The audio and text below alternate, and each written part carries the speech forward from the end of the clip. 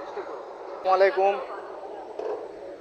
একটা প্রবাসী যে প্রবাস জীবনে যে কত রিস্কে কত জীবনে ঝুঁকি নিয়ে কাজ করে, হ্যাঁ, একমাত্র প্রবাসীরা বোঝে প্রবাসীদের কষ্ট।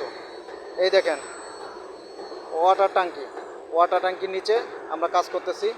এই যে যেটা দেখতেছেন এটা সেফটির, যদি কোনো লোক অ্যাক্সিডেন্ট হয়, কোনো লোক যদি মারা যায়, নিচের থেকে এই ক্রেনের মতো এটা দিয়ে, হ্যাঁ, এই যে হুক আছে, এই হুক দিয়ে উঠাই নিয়ে আসবো নিচের থেকে।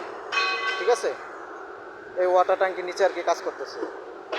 এই যে এটাতে ঘুরে ঘুরে, এভাবে ঘুরে ঘুরে তারপর আর কি লোক অ্যাক্সিডেন্ট হইলে মারা গেলে আরে উঠায় নিয়ে আসবো। অনেক রিস্ক, নিচে অক্সিজেন পাওয়া যায় না, গ্যাস পাওয়া যায় না, এই জন্য এই যে অক্সিজেনের পাইপ লাগাইছি।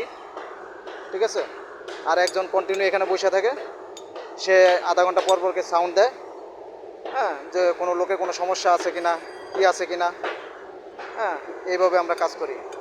আবার কেউ উপরে উঠলে সে নোট করে কাগজে, আর সে সবসময় চেক করে। এই ওয়াটার ট্যাঙ্কি এটার নিচে কাজ করি পুরা জীবনে ঝুঁকি নিয়ে ভাই।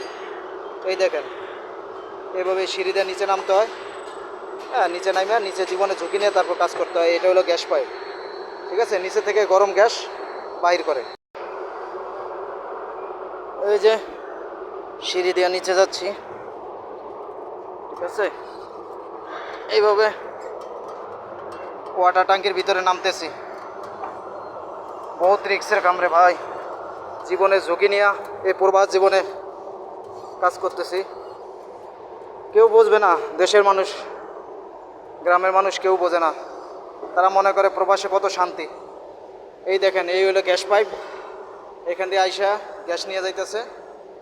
এই যে আরও নিচে, এই যে আরও নিচে, এইভাবে নাইমে নেমে যাওয়া আসা করতে আধা ঘন্টা পর পর উপরে যায় অক্সিজেন নিতে হয়, নাহলে মানুষ মাথা ঘুরে যে কোনো সময় অজ্ঞান হয়ে মারাও যায়। এই সে নিচে দেখছেন পুরা মাটির নিচে অনেক গভীরে, হ্যাঁ, এইভাবে আমরা আসছি।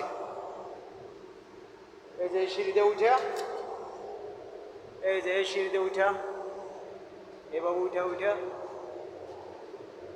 এই যে ওই যে ওই মুখ, এই মুখ দিয়ে উঠছি অনেক উপরে মাটির নিচে। এই হলো অবস্থা। এখানে হাওয়া বাতাস কিছু নাই, এজন্য লাইটের ব্যবস্থা করা হয়েছে, ফ্যানের ব্যবস্থা করা হয়েছে এবং অক্সিজেনের ব্যবস্থা।